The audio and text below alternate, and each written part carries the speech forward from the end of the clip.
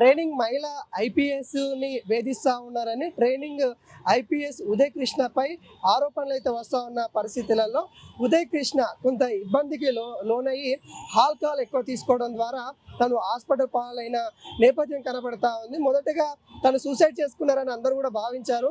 తను ఏదైతే స్లో కోల్పోవడము, తను మాట్లాడలేని పరిస్థితులలో ఉండడం, అక్కడ ఉన్న వాళ్ళ మిత్రులు చూడడము, అవన్నీ చూసిన తర్వాత అరే ఇవన్నిటికీ ఒత్తిడికి తట్టుకోలేక తను సూసైడ్ చేసుకున్నారేమో అని కూడా భావించారు. హాస్పిటల్కి తీసుకొని రావడం జరిగింది.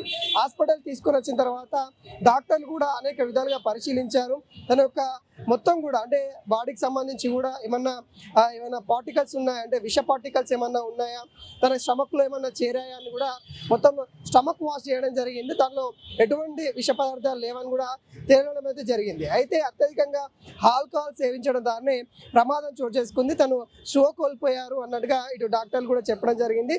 ఇప్పుడైతే తన ఆరోగ్యం నిలకడగైతే ఉన్న పరిస్థితి కనబడుతూ ఉంది. అయితే ఎవరైతే ట్రైనింగ్ మహిళా ఐపీఎస్ ఉన్నారో తను కేసు నమోదు చేయడం జరిగింది. ఆ కేసు కూడా తన యొక్క డిశ్చార్జ్ తర్వాత, ఏదైతే ఉదయ్ కృష్ణ డిశ్చార్జ్ తర్వాత ఆ కేసు ముందుకెళ్ళే అవకాశాలు కనబడతా ఉంది. డాక్టర్లు తన ఆరోగ్య పరిస్థితి ఏ విధంగా ఉంది, ఆ రిపోర్ట్ ఆధారంగానే ఆ కేసు ముందుకెళ్ళే అవకాశాలు అయితే కనబడతా ఉంది. అయితే ఉదయ్ కృష్ణకి సంబంధించి కూడా మనం చాలా అంశాలు కూడా చర్చించుకోవాల్సిన నేపథ్యం కనబడతా ఉంది. ఎందుకంటే ఉదయ్ కృష్ణ ఒక కానిస్టేబుల్ నుండి తను ఒక ఐపీఎస్ ఐఏఎస్ అధికారులు కావాలని కలలు కానీ అనేక విధాలుగా ప్రయత్నాలు చేసి తన తల్లిదండ్రులని చిన్న ఏజీ ఉన్నప్పుడు తన తల్లిదండ్రులని కోల్పోయినప్పటికీ కూడా తను ఒక పట్టుదలతో ముందుకు రావడం అనేది జరిగింది. దానిలో భాగంగానే తను మరి ఒక ఐపీఎస్ అధికారిగా సెలెక్ట్ అవ్వడం, ట్రైనింగ్ తీసుకుంటున్న సమయంలో తన పైన అయితే ఆరోపణలు అయితే వస్తూ ఉన్న పరిస్థితి కనబడతా ఉంది. ఆ ఆరోపణలు ఒత్తిడికి తట్టుకోలేక తను అత్యధికంగా ఆల్కహాల్ తీసుకోవడం జరిగింది. వితౌట్ వాటర్ వల్లనే ఆల్కహాల్ తీసుకున్నారు. దాని వల్లనే ఈ ప్రమాదం జరిగింది. తనని స్లో కోల్పోయారు. తనకి ఇప్పటికీ ఆరోగ్యం నిరకడగానే ఉన్నట్టుగా ఇటు వైద్యులు అయితే చెప్తా ఉన్నారు. మొత్తం తన స్టమక్ కూడా క్లీన్ చేసినట్టు కూడా తెలుస్తూ ఉంది. తనని రేపు డిశ్చార్జ్ చేసే అవకాశాలు అయితే కనబడుతుంది. రేపు ఏ సమయంలో అయినా డాక్టర్లు డిశ్చార్జ్ చేసి ఇంటికి పంపించే నేపథ్యం అయితే కనబడతా ఉంది. అయితే కేసుకి సంబంధించి కూడా మొత్తం కూడా కొంత హాట్ టాపిక్ గా మారిన నేపథ్యం కనబడుతుంది. ఎందుకంటే ఒకవైపు చట్టాన్ని కాపాడాల్సిన వాళ్ళే ఇట్లా ఇబ్బంది పెడతా ఉన్నారా ఇలా అలా అని కొన్ని ట్రోల్స్ అయితే అవుతా ఉన్నాయి.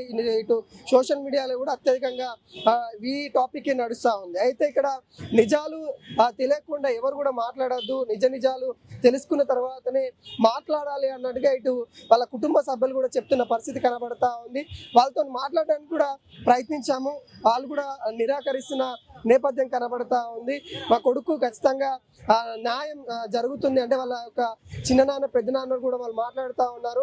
తను చాలా మంచి వ్యక్తి, ఇలాంటి తనకి ఆలోచనలు లేవు, ఒక ఇబ్బంది పెట్టాలనే ఆలోచనలో లేదు అన్నట్టుగా వాళ్ళ కుటుంబ సభ్యులు అయితే చెప్తున్న పరిస్థితి కనబడతా ఉంది.